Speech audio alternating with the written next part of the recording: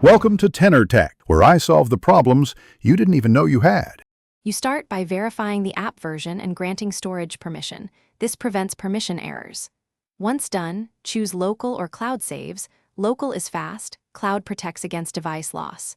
Make sure to back up any existing save files before overriding them. Next, open the in-game save menu and note available slots and timestamps so you don't overwrite the wrong run. Finally, tap the first empty slot to initiate a new save. That begins the process immediately. Now execute the save operation. Follow the app prompts and pay attention to any overwrite warnings because accidental loss happens fast. If file names or slot tags are allowed, use descriptive names that include chapter or date. This makes restores reliable.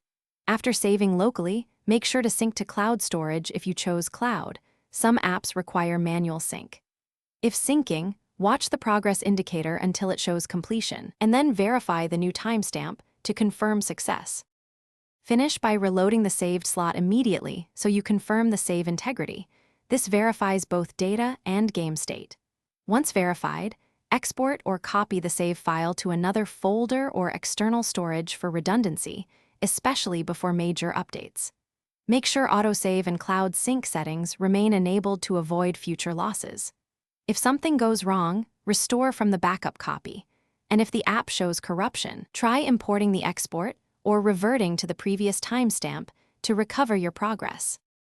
Thanks for watching. Subscribe to keep your life in tune.